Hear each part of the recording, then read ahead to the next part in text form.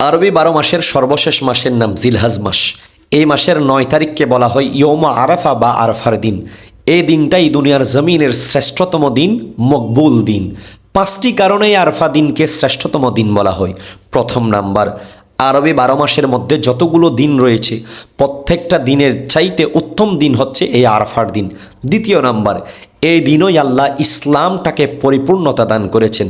তৃতীয় নাম্বার, এই দিনেই বিশ্বের নানান দেশ হতে, নানান শহর থেকে, নানান নগর থেকে, নানান অঞ্চল থেকে হাজি সাহেবানরা আরাফাতের ময়দানে উপস্থিত হয়ে আমার আল্লাহকে ডাক দিয়ে বলে লাব্বাইক আল্লাহুম্মা লাব্বাইক, হে আল্লাহ, আমরা বিশ্বের নানান অঞ্চলের মানুষ আজকে সাদা ইহরামের কাপড় গায়ে দিয়ে আপনাকে ডাক দিচ্ছি, আল্লাহ আমাদের ডাক কবুল করুন।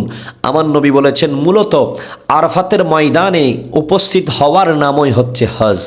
চতুর্থ নাম্বার, আমার আল্লাহ এই ইয়মে আরাফার দিনে যতগুলো জাহান্নামীকে মুক্তি দিয়ে জান্নাতি বানান, বছরের অন্য কোনো দিনে আল্লাহ এতগুলা মানুষকে মাফ করে দেন না, ক্ষমা করে দেন না। সেজন্য আল্লাহ নবী বলেছেন তোমরা যদি হজ করতে না পারো, নিজ নিজ দেশে যদি অবস্থান করো, এই ইয়মে আরাফার দিন একটি রোজা তোমরা পালন করো। যে ব্যক্তি আরাফা দিন একটি রোজা রাখবে তার সামনের 1 বছরের গুনাহ, পরবর্তী 1 বছরের গুনাহ আমার আল্লাহ মাফ করে দিবেন। পঞ্চম নাম্বার, আল্লাহ নবী বলেছেন এই দিনের দোয়াই শ্রেষ্ঠ দোয়া, খয়রুদ দোয়াই দোয়া ও আরফা। এই দিনে তোমরা বেশি বেশি তাওবা করো, ইস্তেগফার পড়ো, আল্লাহর কাছে দোয়া চাও, কারণ আল্লাহ এই দিন বান্দার দিকে রহমতের নজর দেন। যারা হজ করে তাদের দিকে আল্লাহ রহমতের নজর দেন, আর যারা হজ করে না রোজা রাখে তাদের দিকেও আল্লাহ রহমতের নজর দেন। ওই হাজি সাহেবানদের উসিলায় আল্লাহ বিশ্বের সমস্ত ইবাদত গুজারি মানুষদের গুনাহকে আল্লাহ মাফ করে দেন। এই দিন আল্লাহ নবী একটি দোয়া পাঠ করতেন, অন্যান্য নবী রাসূলরাও এই দোয়াটি বেশি বেশি তেলাওয়াত করতেন।